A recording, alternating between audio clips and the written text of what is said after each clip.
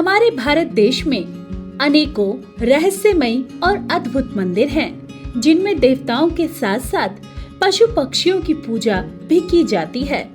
आज हम आपको एक ऐसे ही मंदिर के बारे में बताएंगे जो सर्पों को समर्पित है।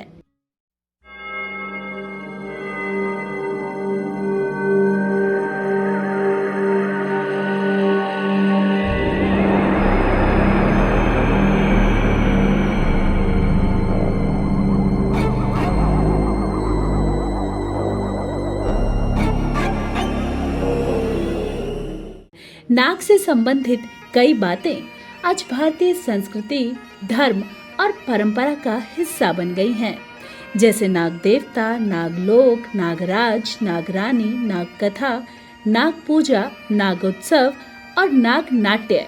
इसी तरह नागों को समर्पित कई मंदिर भी हैं, जिनमें से एक है केरल का मनारसला श्री नागराजा मंदिर। इस मंदिर की निर्माण शैली ही आपको चकित करने वाली है।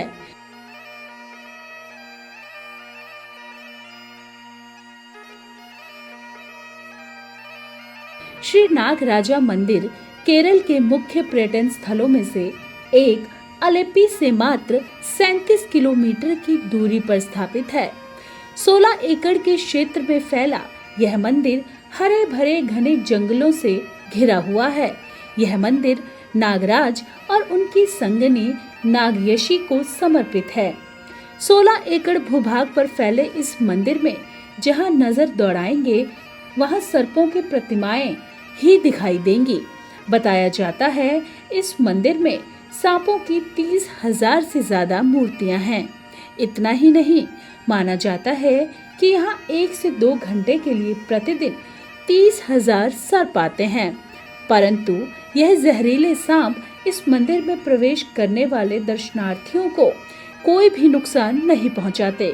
यह बात आज तक कोई नहीं समझ पाया कि आखिर इस मंदिर में ऐसा क्या है जो इतने सांप रोज दर्शन करने को आते हैं। इस मंदिर से जुड़ी द्वापर युग की एक कथा भी प्रचलित है। कथा अनुसार कौरवों ने खांडव वन में पांडवों को राज्य देकर उनके रहने के लिए लक्षागृह का निर्माण किया। बाद में जब पांडव वहां रहने लगे थे तब उसे जला दिया गया था। कहा जाता है कि वह खांडव वन नामक प्रदेश यही था। मान्यता है कि इस दुर्घटना में वन का एक हिस्सा बचा रह गया था और वहां सर्पों सहित अन्य जीव जंतुओं ने शरण ली थी।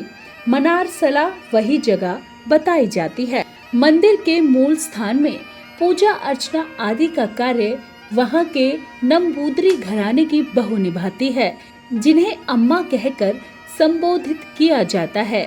शादीशुदा होने के उपरांत भी वह ब्रह्मचर्य का पालन करते हुए दूसरे पुजारी परिवार के साथ अलग कमरे में निवास करती है। इसके पीछे का एक रहस्य यह है कि उनके वंशज की एक स्त्री निसंतान थी। उसके अधेड़ होने के बाद भी उसकी प्रार्थना से नागराज वासुकी ने प्रसन्न होकर उसे पुत्र प्राप्ति का वरदान दिया। बाद में उसे पुत्र की प्राप्ति हुई। उसी पुत्र को नागराज कहा जाता है और उन्हीं की यहाँ पूजा की जाती है। लोगों की मान्यता है कि अगर कोई निसंतान दंपति यहाँ आकर सच्चे मन से प्रार्थना करे तो उसे संतान की प्राप्ति जरूर होती है। इसके लिए मंदिर के विशेष नियम भी हैं। सबसे पहले दंपति को मंदिर के तालाब में स्नान करना होता है, फिर गीले वस्त्रों में ही मंदिर में दर्शन के लिए जाना होता है और साथ में ले जाना होता है एक कांसे का बर्तन। उस बर्तन का मुंह काफी बड़ा होना चाहिए। स्थानीय भाषा में इसे उरली कहा जाता है। मंदिर में उरली को उल्टा रख देते हैं। जब दंपति की मनोकामना पूर्ण हो जाती है तो वो मंदिर में पुनः दर्शन के लिए आते हैं और उरली को सीधा करते हैं। उस दौरान उरली में नाग देवता के लिए भेंट, चढ़ावा आदि रखा जाता है। एक अन्य कथा के अनुसार नागराज की पूजा का संबंध भगवान परशुराम से है, जिन्हें केरल का निर्माता माना जाता है। कहा जाता है कि जब परशुराम जी हयाए वंशियों की हत्या करने के पाप से छुटकारा पाना चाहते थे तो वह केरल में एक स्थान पर गए जहां इस भूमि को उन्होंने दान कर दिया। इस बात से प्रसन्न होकर नाग राजा ने भगवान परशुराम की इच्छा पर इसी स्थान पर निवास करने का निर्णय लिया। कुछ मान्यताओं के अनुसार पुराणों में वर्णित प्रसिद्ध नागशेष, तक्षक और करकोटक ने इस स्थान पर भगवान शिव की तपस्या की थी। इस मंदिर में शिव की पूजा नागेश्वर के रूप में की जाती है। तपस्या से प्रसन्न होकर शिव ने दर्शन दिए और इन सर्पों की इच्छा पूरी की। इस मंदिर के पास राहु का भी स्थान है। राहु को सर्पों का देवता माना जाता है। ऐसे ही रहस्यमय मंदिर और आश्चर्यचकित कर देने वाले तथ्यों के विषय में जानने के लिए हमारे चैनल से जुड़ें।